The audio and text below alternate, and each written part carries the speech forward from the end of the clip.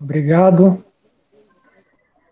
Obrigado, Antônio, e aos demais presentes. É um prazer estar aqui com vocês, rever alguns, mesmo que virtualmente, muitos alunos. Obrigado por estarem aqui. Cumprimento também os avaliadores externos que podem eventualmente estar aqui conosco.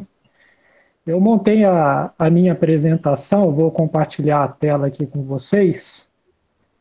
E a ideia foi apresentar para vocês, dentro do tema principal desse evento, né? Desafios para a ciência, a tecnologia e a humanidade no mundo pós-pandemia, algumas situações gerais e outras vividas pelos professores e pesquisadores aqui do programa de pós-graduação em zootecnia, e os problemas que nós enfrentamos e os desafios e as dificuldades e o crescimento que nós observamos.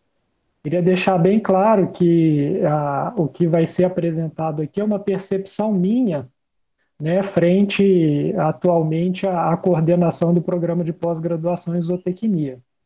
Tá? Então, experiências, ações e desafios para pesquisadores na área de produção animal. Vou passar aqui os slides. Então, para iniciar minha fala, né, eu vou aqui só mostrar para vocês o que todos nós já estamos cansados de saber, né, alguns impactos negativos da pandemia, né, o adoecimento, a morte de pessoas, o medo, a ansiedade, as restrições sociais, a crise econômica, a definição de regras no ambiente social e no ambiente de negócios, né, no nosso caso aqui, ambiente profissional, de pesquisa, e as limitações geográficas do ponto de vista físico, né, entre outros tantos impactos negativos, né, que a pandemia tem nos trazido. Toda essa situação, né, ela nos forçou a mudar, então nós não temos opção, não é uma escolha, é necessária essa mudança, e tudo que é novo, né, nos causa impacto e nos obriga a adaptações. Né? Então, os impactos, eles quase sempre possuem duas faces. Né? Eles trazem impactos negativos e impactos positivos, e é isso que eu gostaria de apresentar aqui um pouco sobre a minha percepção. Então, diante dos impactos, né, a capacidade de adaptação é uma característica extremamente positiva e intrínseca, né, do ser humano. Talvez uma das mais importantes características que nós devemos buscar hoje. A adaptação e a melhoria quase sempre é estimulada por situações adversas. Então, é importante que a gente olhe para toda essa situação, apesar dos impactos negativos, que a gente também enxergue, né, os impactos positivos e como é que nós estamos fazendo para que possamos nos adaptar da melhor forma possível e o mais rápido possível. Então, o lado positivo de uma crise, né, é gerar aprendizado, é gerar crescimento. Só que esse crescimento e esses impactos, tanto positivos quanto negativos, eles são distintos para os setores, né, sejam setores da economia, sejam para as nossas atividades de pesquisa.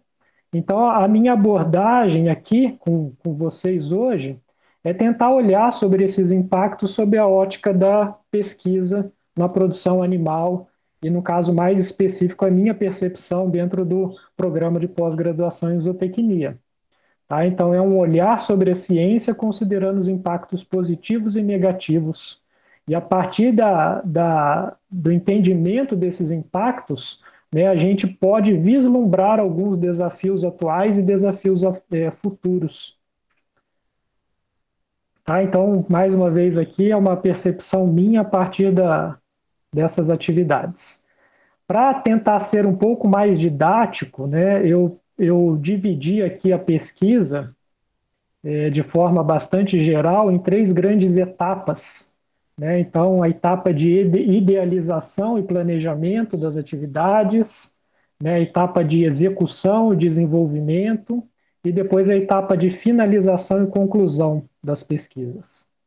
Na etapa de idealização, né? Eu coloquei algumas principais atividades, então, revisão bibliográfica, avaliação de capacidades internas, né? Sejam capacidades físicas, humanas, financeiras, planos de ações.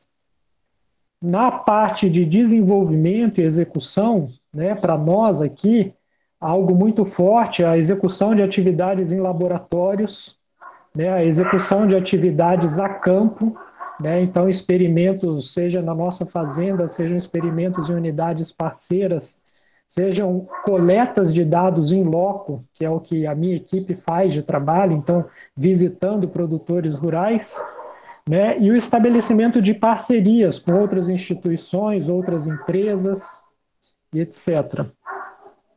E na fase de finalização, a compilação e análise de resultados, as análises estatísticas, a discussão e a divulgação dos resultados. Então, dentro dessas três grandes etapas, né, os impactos causados pela pandemia, né, e as ações de melhoria e os desafios, eles podem ser diferentes. Tá? E como é que eles estão sobre a minha percepção, né? Eu caracterizei aqui a idealização e o planejamento como a primeira etapa, né? Com características muito próximas da última etapa, da terceira etapa, que é a de finalização e conclusão. Então, nessas atividades, nós desenvolvemos quase sempre ações individualizadas. Ou se não são ações individualizadas, são ações realizadas por equipes mais restritas. Tá? Essas ações, essas duas fases, elas são passíveis de serem realizadas por meios remotos. Né? Então, estamos fazendo agora uma ação desse tipo, né? E essas ações, né, dada a tecnologia e a capacidade que nós temos de lidar com elas, que não foram iniciadas de forma muito rápida, né? Nós levamos um tempo para entender e um tempo para nos adaptar a tudo isso, mas parece que os desafios não são tão grandes, né? Nós estamos conseguindo superar essas etapas de forma bastante tranquila, né? Essa é a minha percepção. E aí, alguns dados, por exemplo, de professores do programa de pós-graduação em zootecnia, né, eles nos permitem dizer que a produção em 2020, né, ela tem crescido. A produção tem crescido em função de atividades que já tinham sido executadas anteriormente e que possivelmente estavam só numa fase de finalização. Então, a pandemia, para esses momentos, né, a pandemia ela não trouxe impactos tão negativos. E se a gente for olhar sob uma outra perspectiva, né, a pandemia trouxe até impactos positivos em termos de produtividade ao longo desse quase um ano que nós estamos passando como resultado da pandemia. Para a etapa de execução e desenvolvimento, né, aí sim eu observo que nós tivemos que adotar medidas diferentes e que os desafios também são diferentes e talvez maiores. Né? Então, nós temos nessa etapa a maior necessidade de contato físico, né, deslocamento de pessoas, então nós adotamos um conjunto de regulamentações para que pessoas pudessem usar laboratórios. Nós adotamos um conjunto de regulamentações para uso de setores dentro da nossa fazenda de produção. Nós adotamos regulamentação em relação ao uso de transporte de alunos, que levariam esses alunos até a fazenda, por exemplo, para a execução das atividades de pesquisa. Então, essa etapa de execução e desenvolvimento, nós temos a necessidade de, além de maior contato físico, né, um compartilhamento muito maior de instrumentos, né, um compartilhamento maior de máquinas, um compartilhamento maior de ambientes. E talvez essa fase seja a fase crítica para a nossa pesquisa. Então, nós precisamos aqui, nessa segunda fase de pesquisa, adaptações muito maiores e os desafios, né, na minha percepção, eles também são maiores. O que tem sido feito, né? Então, conscientização e responsabilização é um fator chave para a gente. Então, apesar de nós termos criado normas, nós termos criado um conjunto de ações diferentes para uso de atividades de laboratório, fazenda, etc., a gente observa que o comportamento humano ainda é um problema, né? E apesar de ter tido ações de responsabilização. Então, com muita frequência, nós temos que tomar outras atitudes, nós temos que chamar a atenção, nós temos que monitorar o que está acontecendo dentro desses ambientes, né?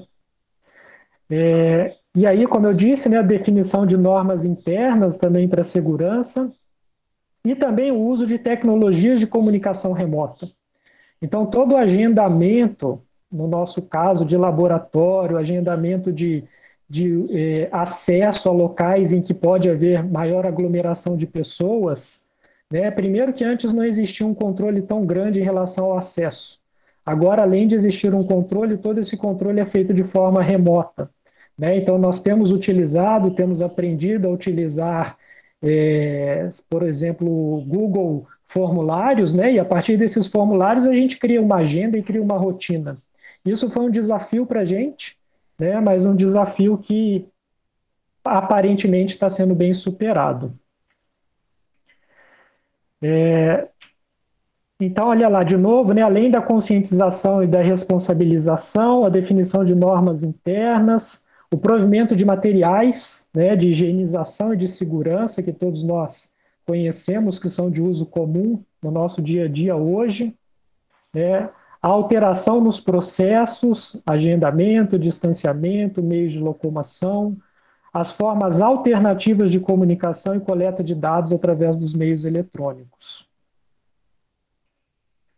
Quais são os desafios? Né? Então, para a primeira e para a terceira etapa, né, a fase inicial de planejamento e a fase de finalização, né, talvez um dos maiores desafios seja a maior inclusão de pessoas nesse sistema. Né? Então, a gente sabe que parte dos alunos, né, tem dificuldades de acesso, qualidade de internet, uso de equipamentos bons para que a conexão possa funcionar de maneira correta.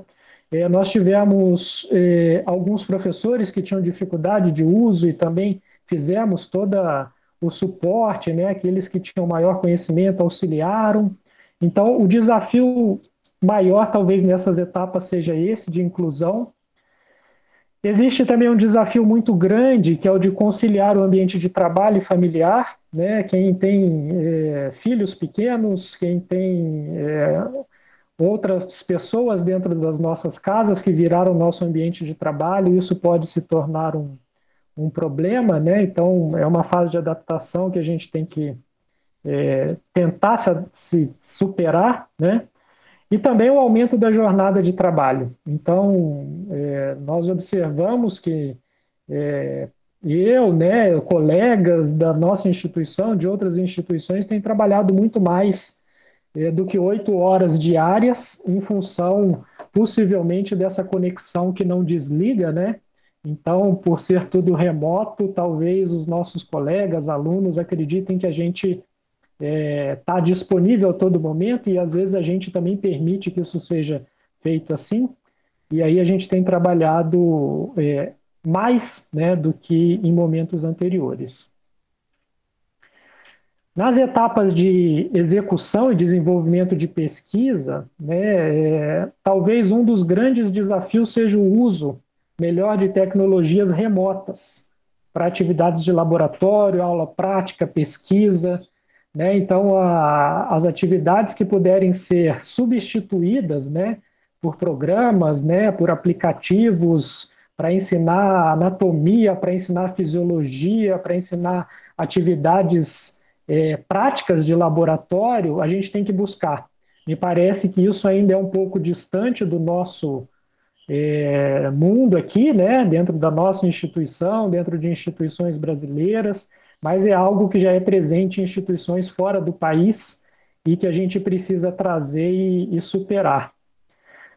Além disso, a redefinição de processos, né, a criação de novas rotinas para pesquisa. Então, a gente precisa entender que mudou, né? E aí o processo, a rotina, ela vai ter que ser mudada também, vai ter que ser adaptada. Como eu já havia dito, a conscientização e a importância de manter a segurança, né? E principalmente, né, nós que somos formadores de pessoas, né, a capacitação de profissionais para lidar com os novos modelos. Talvez esse seja um grande desafio. Né? Por que eu considero isso? Porque o que a gente conhecia não vai voltar mais. Né? Essa é a minha percepção de tudo isso. Então, a gente precisa criar um aluno já desde a graduação e passar pela pós-graduação que seja apto a lidar com essas mudanças. E aí eu não falo só no ambiente de pesquisa, né? Eu falo no ambiente de trabalho também, fora da universidade. Esse é um grande desafio para nós que viemos de um modelo anterior, né? Então, talvez para a gente seja muito maior do que para os próprios alunos que estão em fase de formação e que não têm o processo anterior ainda solidificado. O que eu percebo? Né? Pontos positivos e pontos negativos, como os impactos que eu mencionei no início da minha fala. Né? Então, eu percebo uma capacidade de adaptação muito grande, né? Estamos vivendo isso nesse momento, todo mundo aqui conectado, driblando a situação. Né? Eu percebo um avanço científico e tecnológico em diversas áreas, né? Resultados que demorariam muitos anos sendo trazidos de forma muito mais rápida. O maior uso de formas remotas de interação, tá? E para mim tem aspectos extremamente positivos de tudo isso. Né? Nós estamos com colegas aqui de outras áreas, né? O professor Marcelo, de outras regiões, e que estão aqui presentes com a gente, sem que haja necessidade de exposição física, sem que haja necessidade de elevados custos de deslocamento. Né? O professor Marcelo e tantos outros possivelmente estão na própria casa, né? Então, tudo isso trouxe muito avanço, e isso nos permite até essas conexões globais. Né? Então, professores, palestrantes, alunos do mundo inteiro aqui com a gente e nós com eles. Então, isso é algo extremamente importante para a pesquisa, para o desenvolvimento e para a formação humana. E o alcance de soluções interdisciplinares. Né? Então, quando a gente vê toda essa mudança, a gente fala, bom, eu preciso de ajuda. Eu preciso de ajuda e nem sempre essa ajuda vem do meu colega de departamento. Né? Não vem de pares que são muito diferentes. Então, toda essa mudança, essa mistura, é o que vai nos dar resultados muito melhores. Alguns impactos negativos, né, além de tudo que a gente já sabe que está acontecendo para a nossa saúde, para a economia e etc., né, o atraso em atividades de desenvolvimento e execução, né, todos nós que estamos aí ligados à pós-graduação sabemos que muitas pesquisas foram atrasadas, né, e todas elas, pelo menos dentro do programa de pós-graduação, vinculadas à etapa de execução, não à etapa de planejamento e nem à etapa de conclusão. Então, ali, para mim, é o ponto crítico.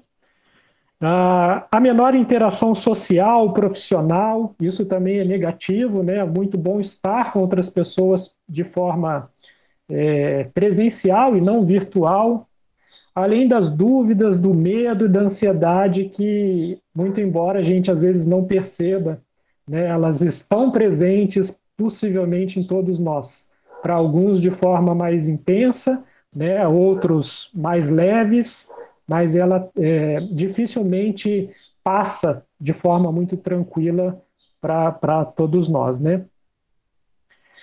O que eu percebo também, aqui já finalizando, tá, a minha fala, cumprindo nosso horário aí, Antônio, percebemos que somos capazes da adaptação, né? Isso para mim é muito claro, né? Para muitos, o sistema atual tem sido melhor, trazendo maior produtividade, redução do tempo em trânsito, flexibilidade para diferentes perfis de pessoas. Isso para mim é nítido, né? Eu estou com algumas aulas na graduação, aulas na pós-graduação. Quando a gente disponibiliza um conteúdo para que o aluno possa assistir no momento que é mais adequado para ele, a gente permite que ele trabalhe, né, em outra atividade, a gente permite respeitar o relógio biológico de cada um, o momento que cada um está mais disposto e que vai trazer melhores resultados. A gente permite que o aluno escolha um momento em que ele está num ambiente mais tranquilo. A gente permite que o aluno volte e assista diversas vezes aquilo que ficou em dúvida, tá? Então, isso é um aspecto muito positivo do que nós estamos vivendo. Possivelmente, né, a minha percepção, um modelo que será mantido, né, independente da situação de pandemia. Então, eu acho que muito do que veio como aparentemente um problema, um desafio, nós vamos optar por manter nos momentos seguintes. Quais são os próximos desafios?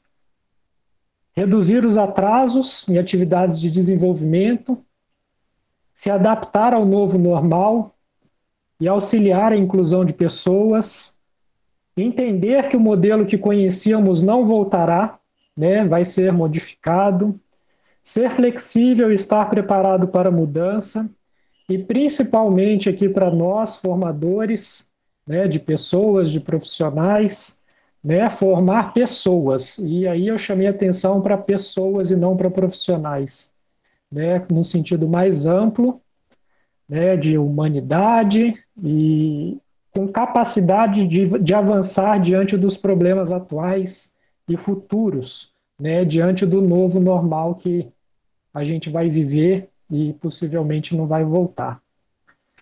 Muito obrigado. Não espero ter cumprido o tempo, acho que foi ok, né? E fico à disposição aqui para perguntas. Obrigado. Não, dentro do tempo total, eu acho que o Ferenc ele ficou aqui em casa para montar a palestra dele, porque ele tirou uma foto das coisas que de fato estão acontecendo. Tem isso mesmo, e eu falo assim, não só dentro da minha casa, como na casa de todos, né?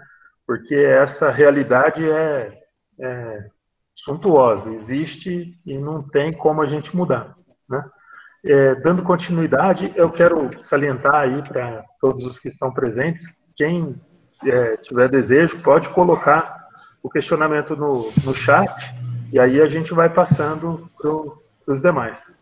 E aí, dando sequência, passar na apresentação do professor Marcelo.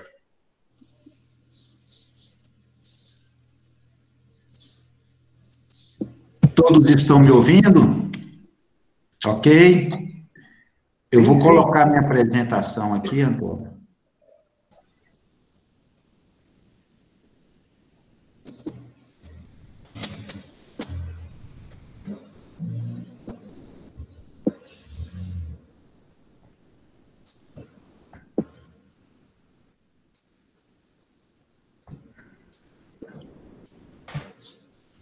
Todos estão vendo aí o primeiro slide? Ainda não, Marcelo.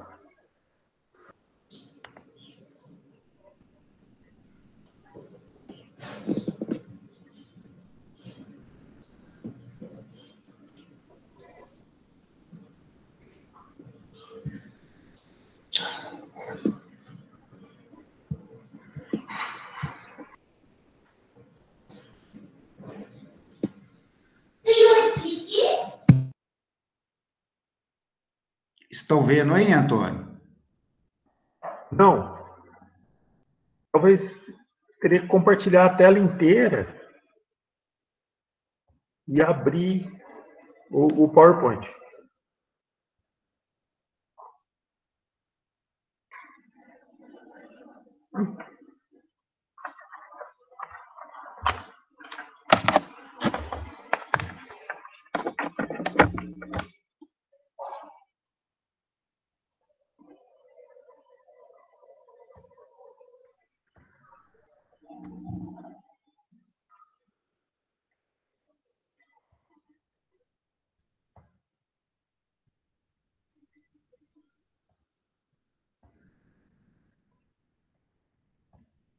Vai dar certo. Estou tentando aqui.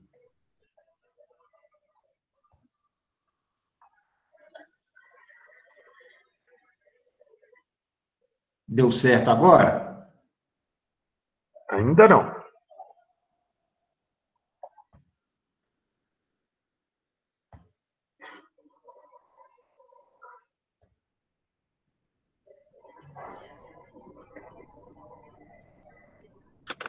Se o senhor clicar no canto esquerdo, no canto direito inferior ali, ó, apresentar agora, aí apresentar tela inteira.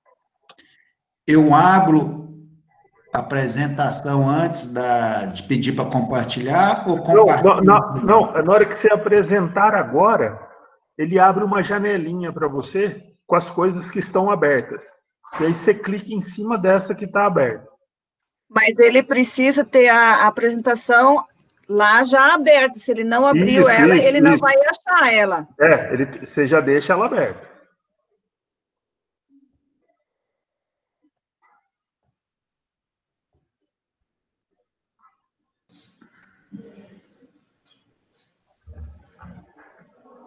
Eu estou fazendo esse procedimento e não está dando certo.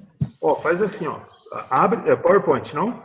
É PowerPoint. Então, você abre o PowerPoint sem colocar naquele modo inteiro. Ele está embaixo ali já. Tá embaixo. Aí, vamos lá de novo. Aí, talvez você vai ter que apertar F5. Talvez você caia, tá?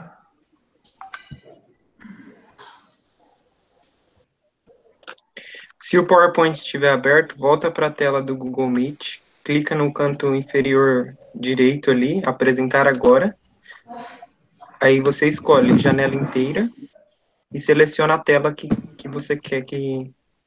Ele abre a opção para você das telas que estão abertas.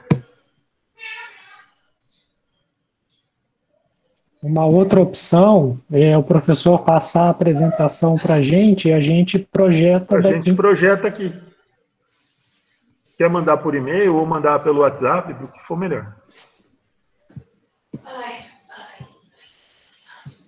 Oi, Stella. Por que eu não consigo ouvir nada aqui da palestra? Sumiu a voz do povo? Costa, seu microfone estava aberto.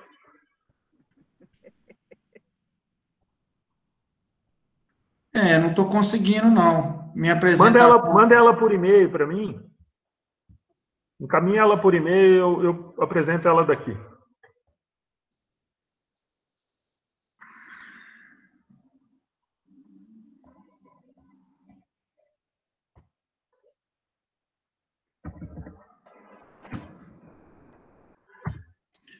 Nós poderíamos ter feito isso antes, né? De segurança. Eu não sabia que... mas...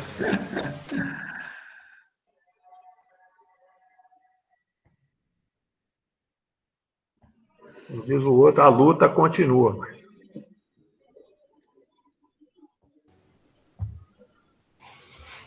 Boa tarde. Enquanto isso, vamos pensar. Eu coloquei uma questão aí no chat.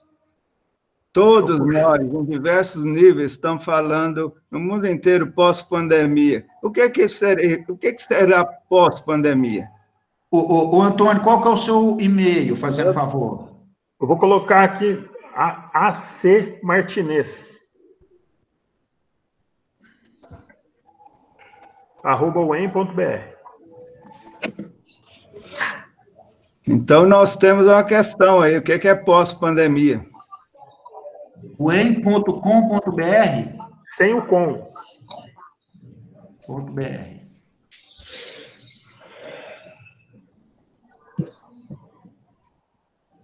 Para todos, essa questão que eu levantei. O que nós vamos considerar pós-pandemia? O que nós estamos imaginando isso? Não vai ser ano que vem.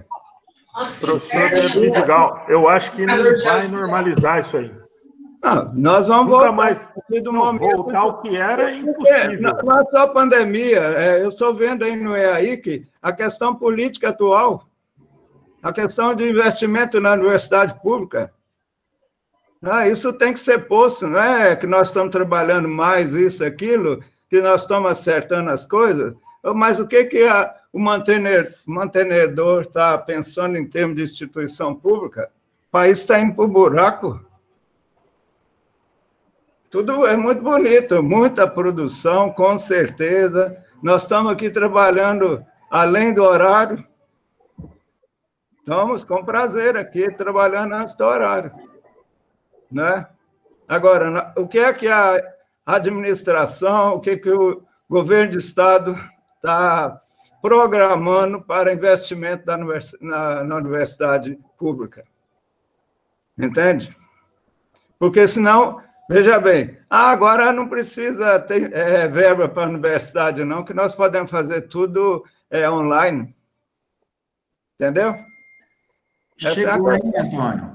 Não. Senão nós ficamos aqui fazendo de conta diante de uma realidade, entende? Estou baixando ela aqui já.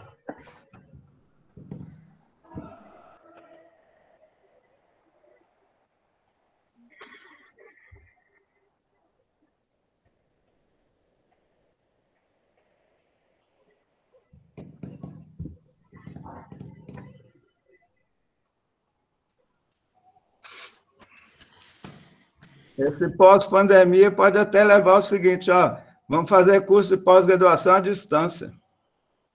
Entendeu? Não precisa ir para o laboratório mais, não, fazendo tudo aqui. Tudo consegue. Entendeu? Não, mas veja bem, nós temos que pensar nisso, que é muito bonito florear as coisas. Nós temos que pensar a dura realidade, que para quem já tem algumas décadas que trabalha dedicando a essa instituição.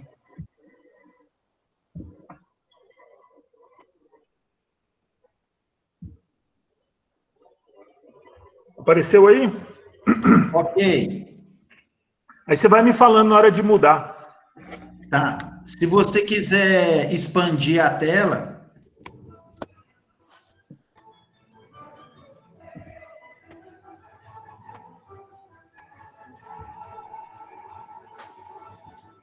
Melhorou? Não, a tela está pequena ainda. Primeiro tem que habilitar e depois tem que ir lá no módulo de apresentação. Eu tinha feito isso, professor. Não, mas não estava ainda. E aí, agora vai compartilhar de novo, por favor. Saiu o compartilhamento. Tudo bem. Essa eu não esperava que tivesse saído.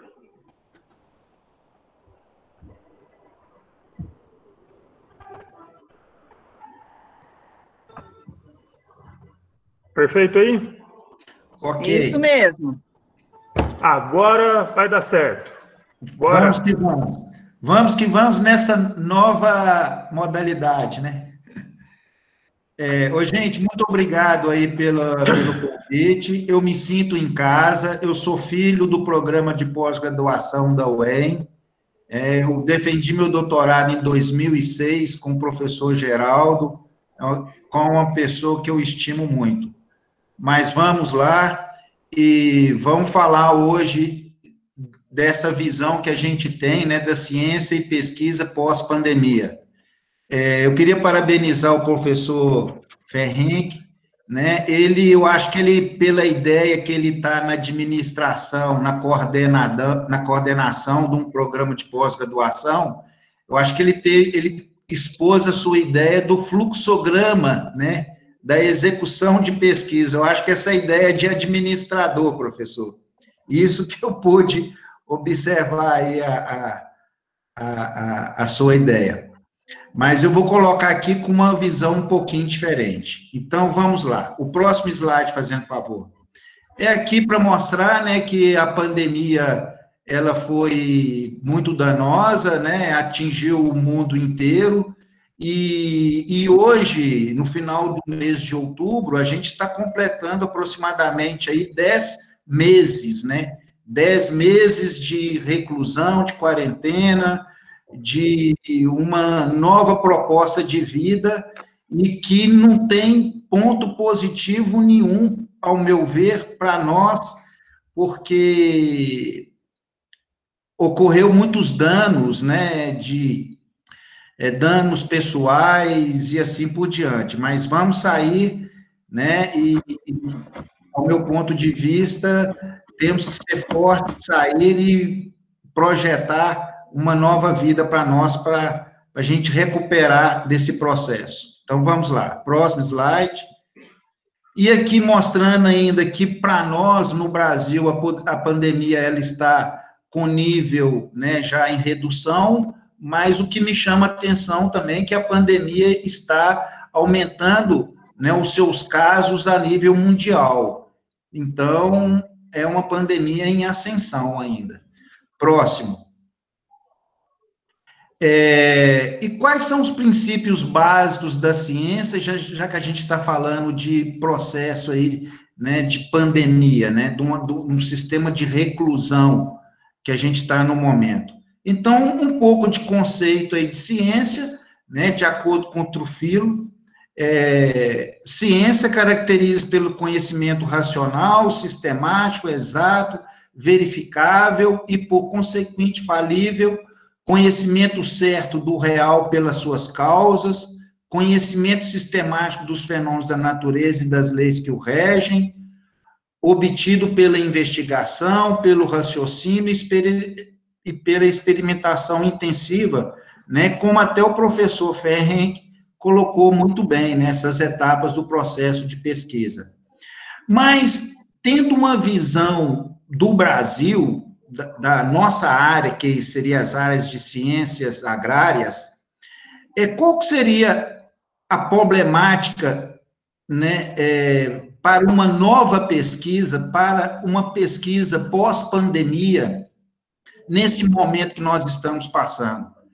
Eu vou enfatizar, pelas etapas de sistema de produção de pesquisa, que o primeiro problema que a gente tem que levar em uma pesquisa, que temos que considerar, é a questão da proposta da nossa pesquisa. Então, qual que é a proposta da nossa pesquisa que a gente está tendo na atual situação do Brasil, numa visão de ciências agrárias? E o que a gente mais está observando é a questão da busca de alimento, que o Brasil está batendo todos os recordes aí na exportação de alimentos, principalmente na alimentos de origem animal. Principalmente, eu não posso falar que é exclusivamente pela pandemia, porque ele estava num processo de ascensão, né, se a gente comparar dos outros anos de ascensão, mas a gente sabe também que no processo de pandemia, muito sistema de produção de alimento acabou entrando em quarentena, se resguardando, mas no Brasil, né, a gente pôde observar que a produção de alimento foi contínua. Então, e nesse momento, caracterizou que o Brasil, né, devido a essa grande demanda de alimento para o mundo, o Brasil caracteriza-se por ser produtor de alimento para o mundo. Então, aproveitando essa questão da pandemia, isso enfatiza, gente, que a gente tem que buscar desenvolver pesquisa na área de produção animal, de produção de alimento para o mundo. Tá? Na atual conjuntura, a pandemia está concretizando para nós da área de ciências agrárias que nós temos que continuar pesquisas na área de produção animal. Tá? Próximo slide, fazendo favor. Então, quais são as notícias durante a pandemia, né, do coronavírus? O que mais vem se destacando é o agronegócio. O Brasil não tem respaldo para produzir pesquisa.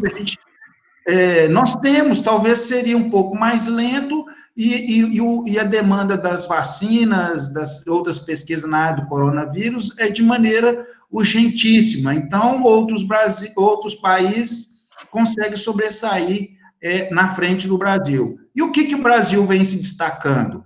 Na questão de produção de alimento, né? Então, várias notícias, como essa aqui,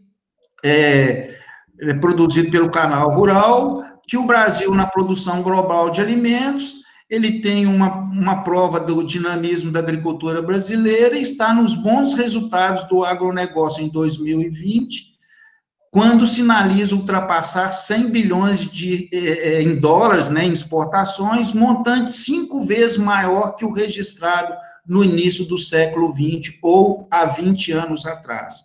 Então, essa maior produtividade, 5 vezes maior, num período de 20 anos, isso caracteriza, gente, a contínua e necessária demanda de pesquisa na área de produção animal. O mercado quer isso, exige isso, e nós, como produtor de alimentos, nós temos que continuar forte nessa linha de produção de alimentos. Próximo, fazendo favor. E a população? Produzir alimento para quem, né? Então, na primeira figura, à minha esquerda aqui, em 1940, né, o Brasil tinha aproximadamente 40 milhões, e dentro aí de 70 anos, a gente foi para uma população de 200 milhões de pessoas. Então, um crescimento muito acelerado. E isso não foi diferente a nível mundial, né? Que aproximadamente em 1950, tínhamos 3 bilhões de pessoas, e hoje aproximadamente 8 bilhões de pessoas. Então, houve nessa fração aí de 70, 80 anos, um crescimento, né, que muito exagerado, muito acentuado no crescimento populacional. Então, é para essa população que a gente tem que produzir alimento. Próximo, fazendo favor. Então, e como que está distribuída essa população mundial? Então, esse gráfico aí mostra 18,5% na China, o dado de 2017, depois a Índia, Estados Unidos, Indonésia, Brasil. Então, mostrando aí que o país que está buscando o alimento no Brasil, que está fazendo a gente bater esse recorde, tanto na carne, produção de carne suína, de aves, como a gente vai ver nos próximos slides, é a China. Mas por quê? Porque tem uma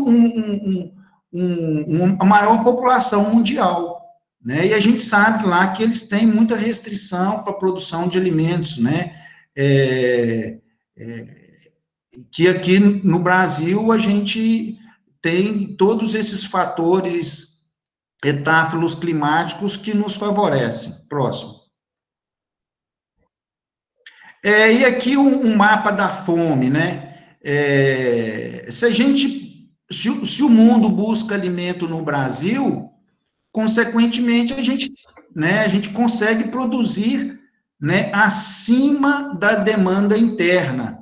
Então, esse gráfico aí, né, da prevalência da subnutrição da população mundial, como vocês podem ver na legenda embaixo, né, o Brasil tem menos que 2,5% da sua população com uma subnutrição, né? E a gente consegue ver países aí com a tonalidade de vermelho a bordô, a bonina, né, que são países que têm uma alta porcentagem de pessoas subnutridas.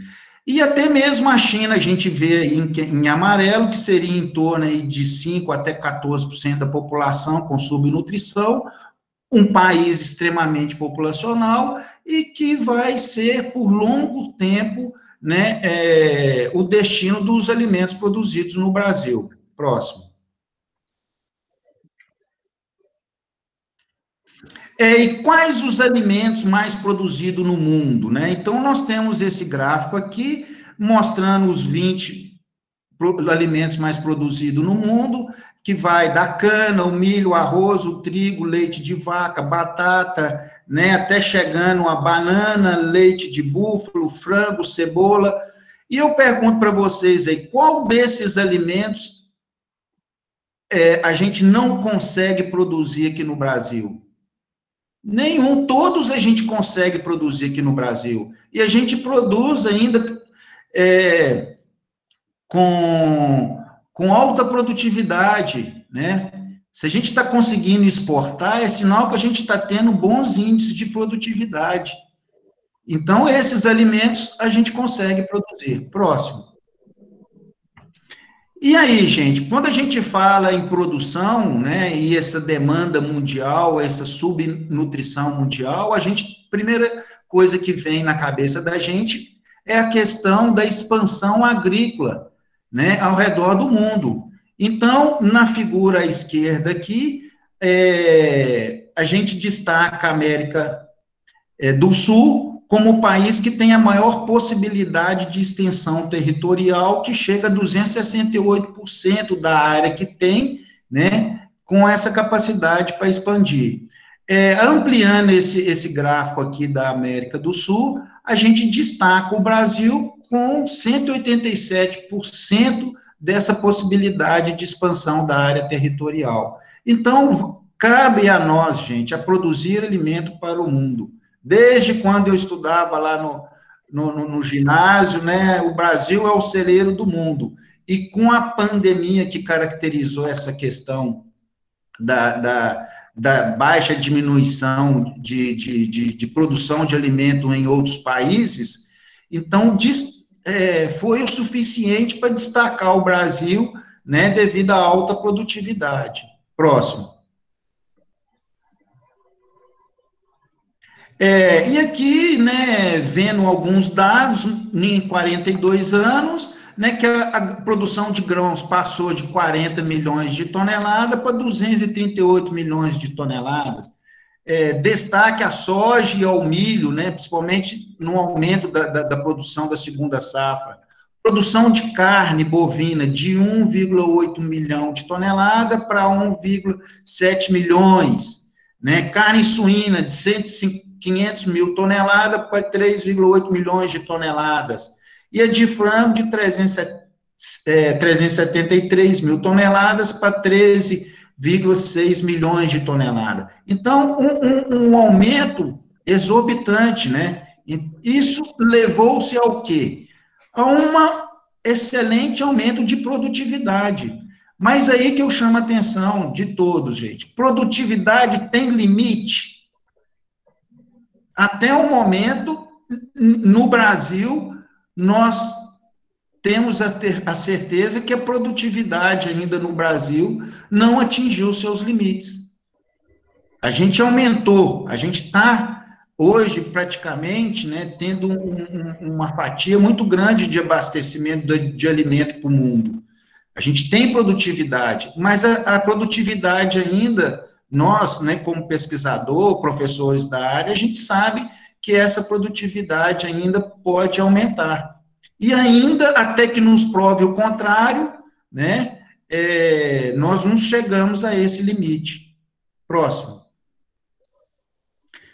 Então, mostrando aqui, né, os principais produtos do agro que movimentou de janeiro a maio, né, comparando 2019 a 2020, e essa participação para a China.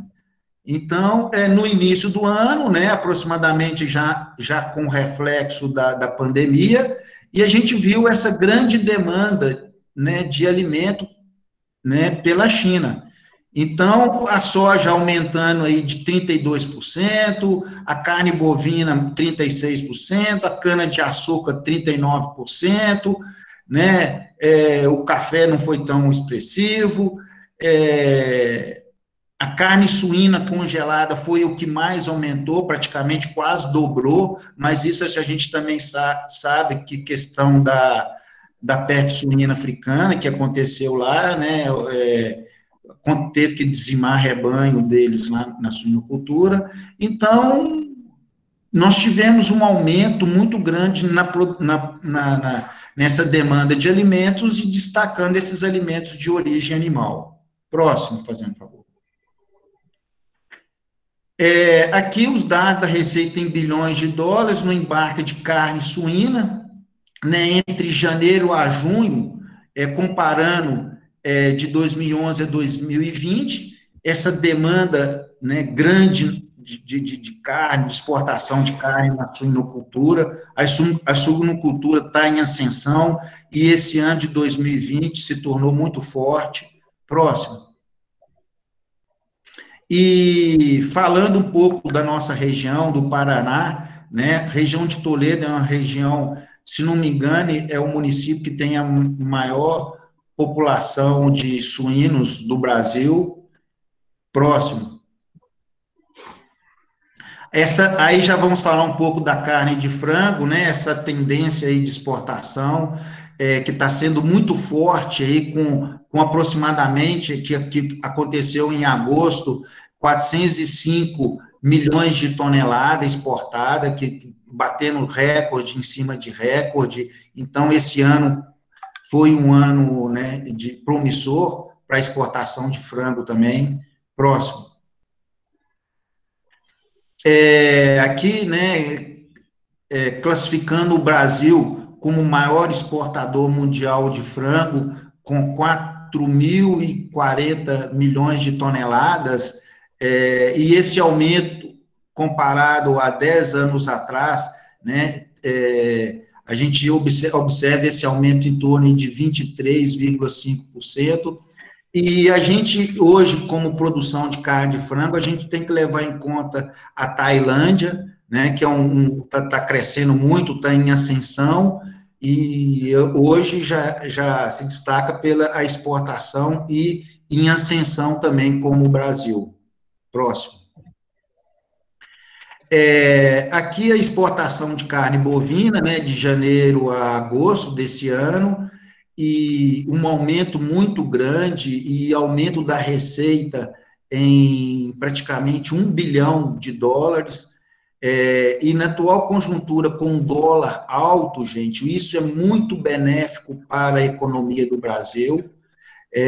Todos os países que exportam, que produzem produtos para exportação, o dólar alta favorece muito o câmbio, né, o balanço comercial.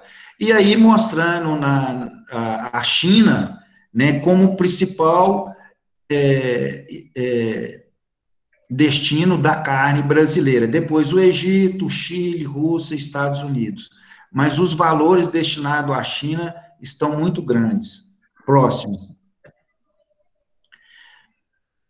Aí, continuando a participação da carne bovina, aí mostrando aí que esse volume teve um aumento de 60% comparado ao ano passado, que foi de 38% desse destino, que seria a China, né? Então, enfatizando aí, mais uma vez, aí a China como principal destino de carne bovina. Próximo. E aqui mostrando aqui os valores de exportação mundial, aqui um dado de 2017, para a gente comparar nos dias atuais, né, que o Brasil participava em torno de 20% da exportação de carne bovina, e hoje o Brasil ele tem um aumento exacerbado, que só para a China esse mercado vai de 56,47%. Então, a China é o maior destino hoje da carne bovina. Próximo. E aí, gente, falando em rebanho bovino, a gente sabe da ascensão, né, do crescimento do rebanho bovino, mas, voltando a falar em índices de produtividade, a gente tem muito a questionar ainda da questão, principalmente de dados de desfrute, né, de abate de bovino. Próximo. Aí, para nós termos uma ideia de relação área de pasto, né, que está em verde claro, e o rebanho, a evolução, né, do rebanho, a gente sabe que nos anos de 1940, a gente tem uma taxa de ocupação em torno de 0,3 cabeça por hectare, né?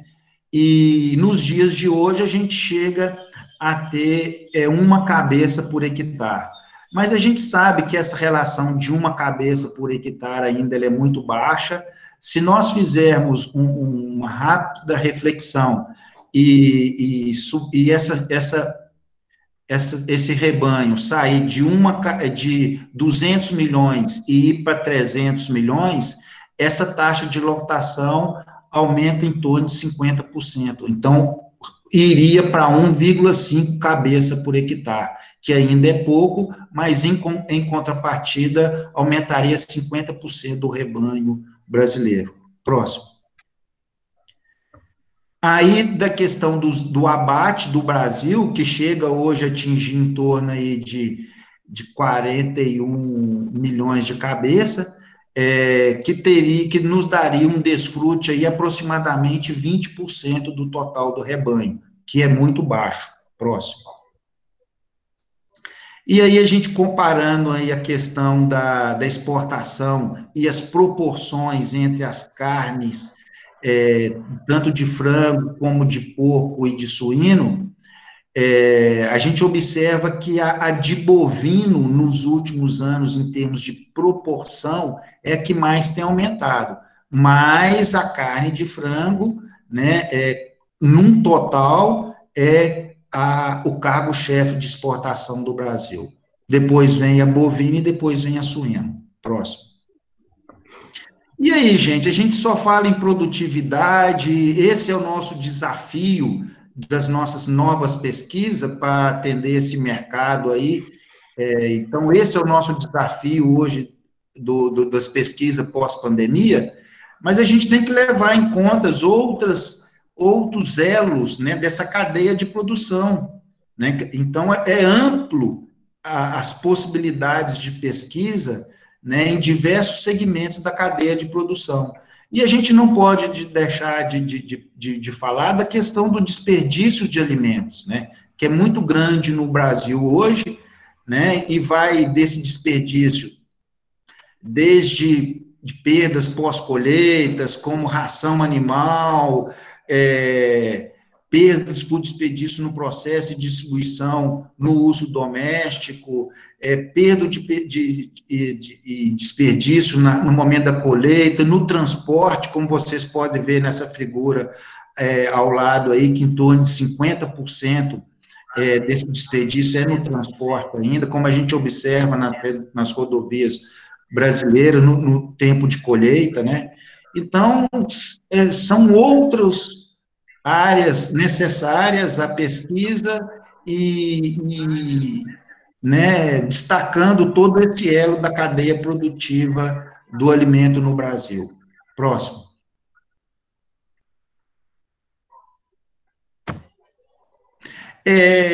Falando em produção, gente, hoje a gente sabe que a gente tem que trabalhar com a produção de forma paralela com a vigilância sanitária tanto animal como vegetal, e hoje na questão da saúde pública, nesse momento de pandemia, né? O Ministério Público do Trabalho quis interditar no mês de julho 11 frigoríficos em 6 estados diferentes. Então, nós temos que pensar também, né, na produção em sistemas de pandemia. Como o professor Ferren, que falou da questão aí desse controle, né,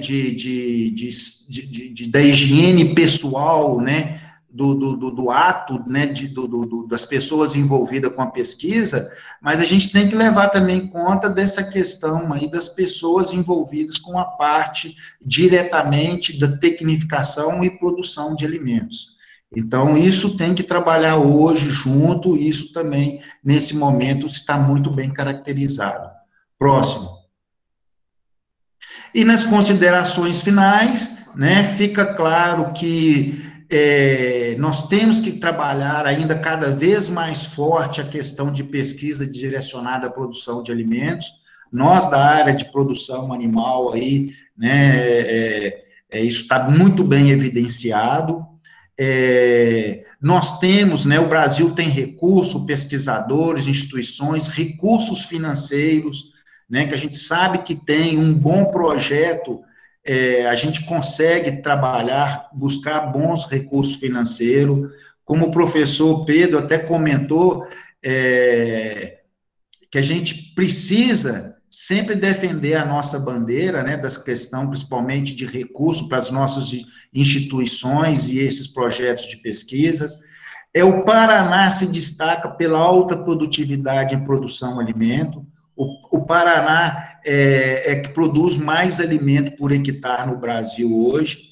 E quando a gente fala em pesquisa para atender padrões internacionais de exigência de exportação, gente, a gente tem que preocupar sempre, fazer pesquisa que garanta os sistemas de produção de alimentos que contemplam leis ambientais, sanidade animal e vegetal, segurança alimentar, saúde pública, bem-estar animal, qualidade de produtos e outros fatores que atendam padrões de exigência de exportação.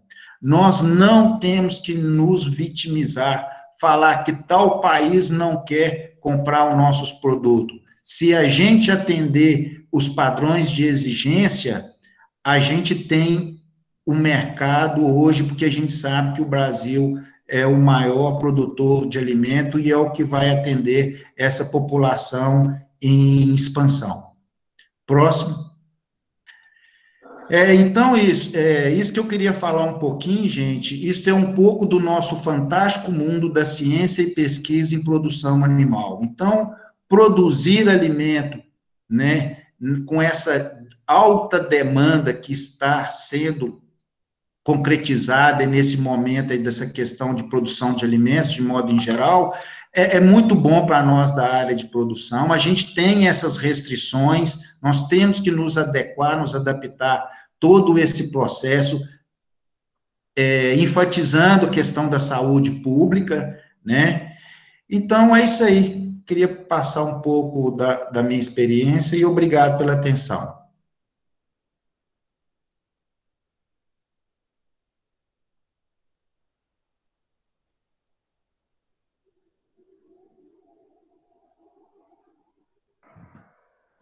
Parabéns, Marcelo.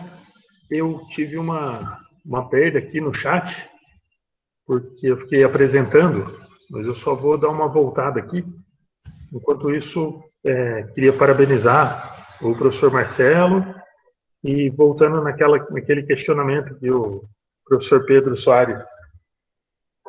Vidigal comentou sobre o que será esse mundo. Será que essa pandemia vai acabar?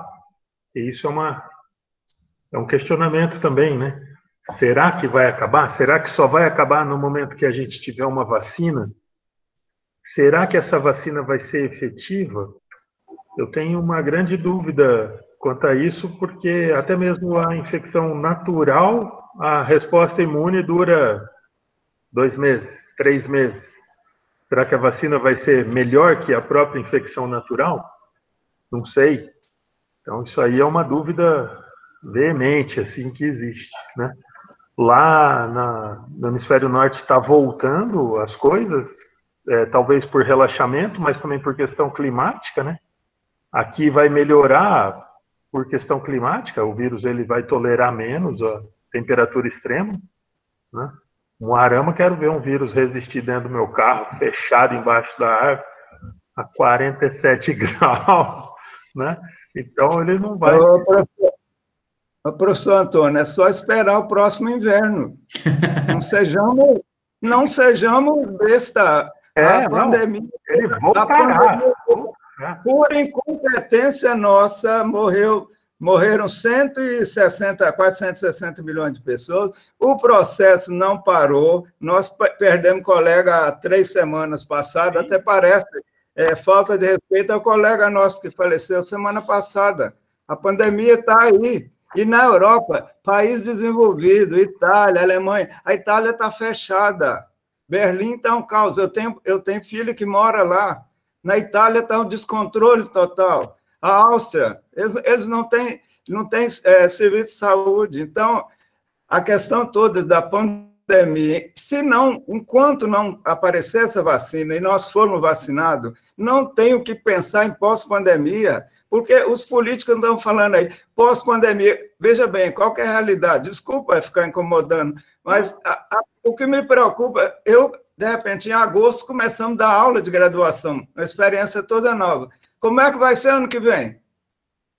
A universidade está fechada. Ela não tem aqui para tentar a gente passar para outros também, mas eu penso assim, enquanto não tiver uma vacina, não vai ter pós-pandemia. Não mudou nada do dia que começou até hoje. Eu concordo com o senhor isso daí. Tipo, as escolas, eu tenho filho em idade escolar, infantil, as escolas querendo retornar às aulas. O que mudou de julho para cá? Nada. né? Então, se tivesse mantido voltado em julho, seria a mesma coisa que voltar hoje. Professor, agora, qual é o temor das escolas voltarem, ao meu ponto de ver, é econômico. Porque, conversando com proprietários de escola, eu vejo assim, que a inadimplência está muito grande. Agora, uma coisa puxa a outra. Então, tudo é uma política só, professor. A escola pública tem que voltar para a escola particular poder voltar. Sim, mas Então, no lugar sério, em lugar sério isso não está acontecendo. Eu não sei como está o comportamento de vocês. Nós, eu e a professora... O lugar sério, então, é em outro planeta. Em outro planeta. O lugar sério é outro planeta, porque eu tenho um colega que está em Luxemburgo. Tem outros estados que estão tomando posição diferente. A justiça está tomando posição diferente. O idiota do governador em Minas Gerais fala para voltar, a justiça vai lá e impede, entendeu? Por quê? A UEM, por exemplo, se voltasse a aula presencial, o que foi feito? O que foi feito modificação nos prédios? Foi feito? Não foi. Nós não saímos de casa desde março. Desde março. Acredite se quiser. Nós não saímos de casa desde março, tá? Não, então, mas uma coisa assim que o professor Ferenc abordou bastante, as mudanças que aconteceram, né? Sim, com certeza. Tipo, essa apresentação nossa aqui, nós estamos agora em quase 90 pessoas aqui, cada um na sua casa, sim, e a gente está se comunicando super bem. O senhor, a gente já dividiu muitas vezes reuniões do CEP, de CI. Eu acho que talvez a gente não vai mais querer ter aquela reunião presencial. Eu acho que a gente vai optar por ter esse tipo de evento. Então, são coisas assim que vieram para trincar a gente, para a gente não querer. Coisas que a gente, enquanto docente, por exemplo, muitas aulas nossas, a gente sabe a sequência de cor do slide que a gente tem.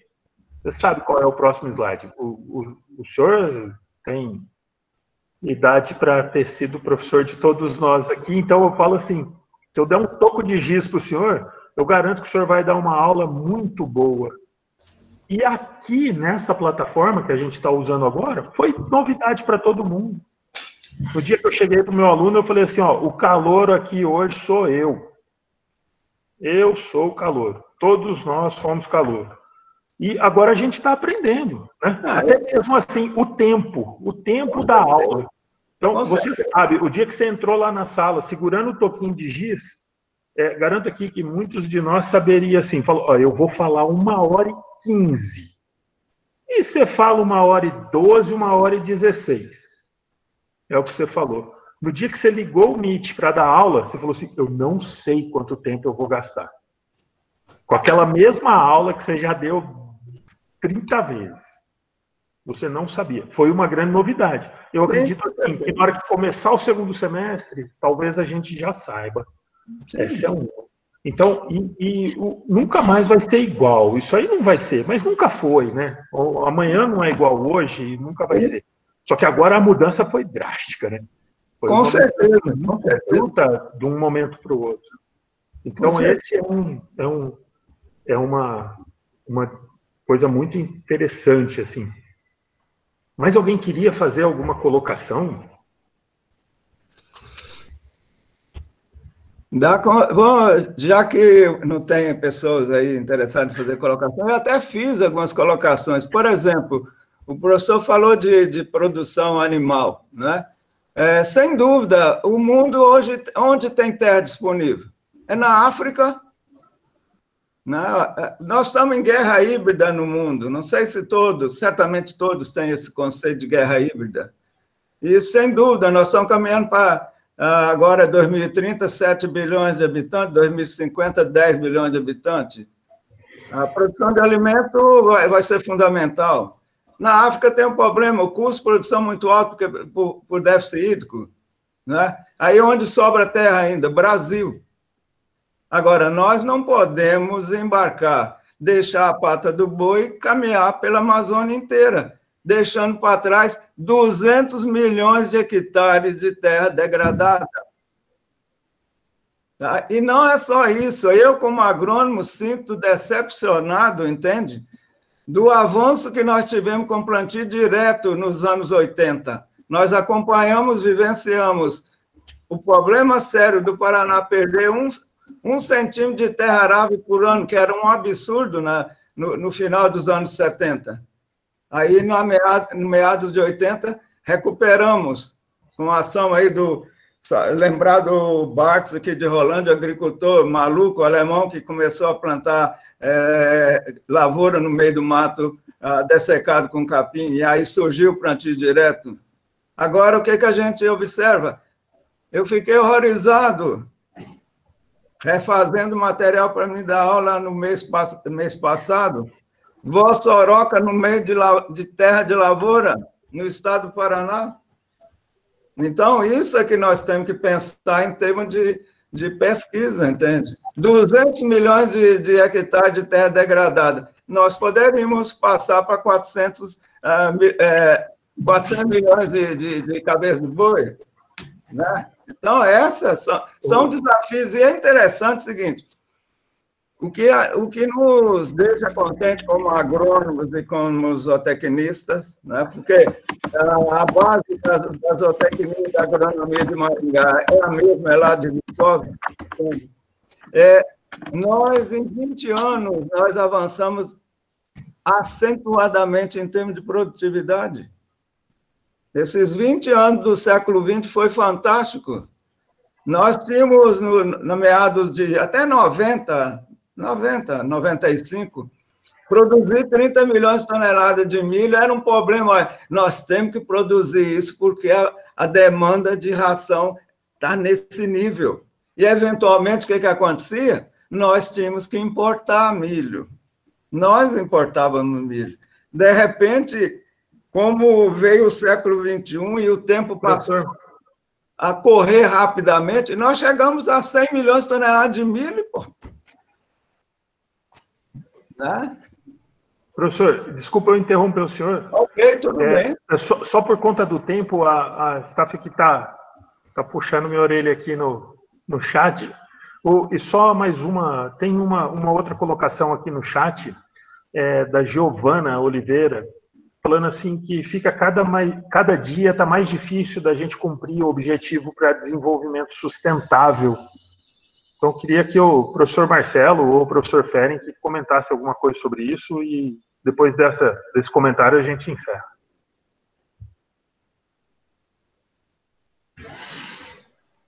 Eu não sei se concordo totalmente com essa fala, né? Eu acho que tem contrapontos aí importantes que devem ser considerados. Quando a gente fala do desenvolvimento sustentável, a gente fala não só da parte ambiental, mas da parte social vinculada a tudo isso. A parte humana, ambiental. Eu tenho sempre um olhar bastante positivo sobre as questões, e claro que esse é um desafio muito importante, né, para os sistemas de produção animal que estão diretamente ligados ao meio ambiente, mas eu tenho visto que avanços estão existindo, né, não só em questões de tecnologias, mas até na própria questão do mapeamento de onde esses processos acontecem.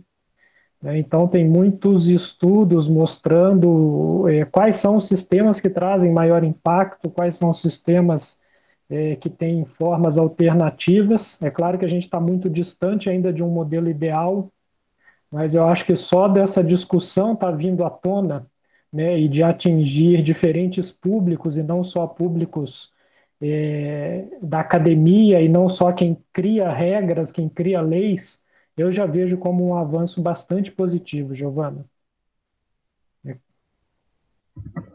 Professor Marcelo?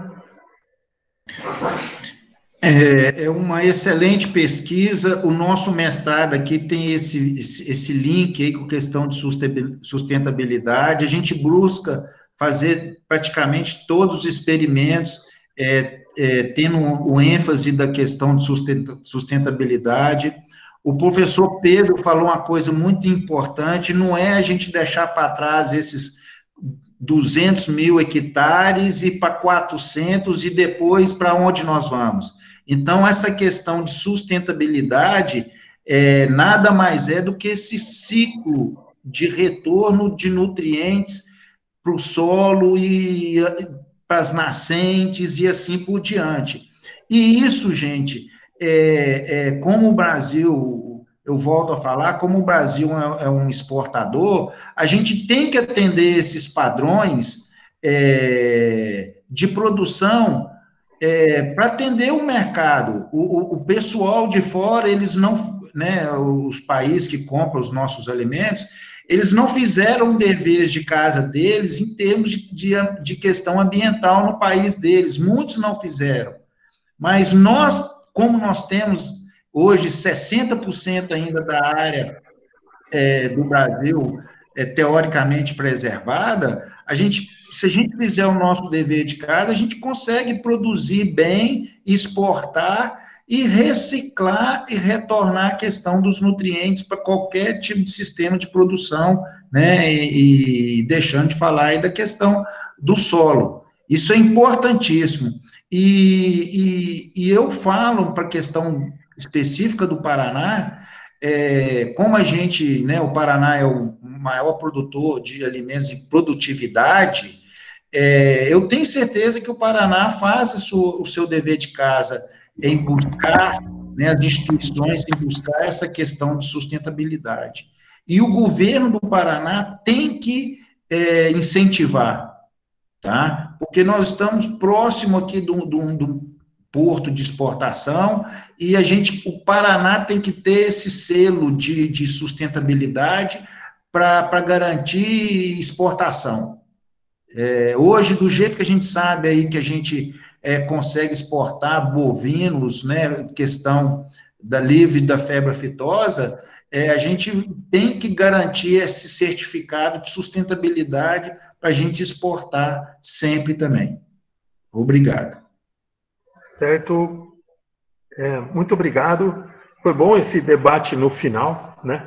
Para a gente ver assim, opiniões que convergem e ao mesmo tempo divergem, né? Todo mundo sabe, é verdade.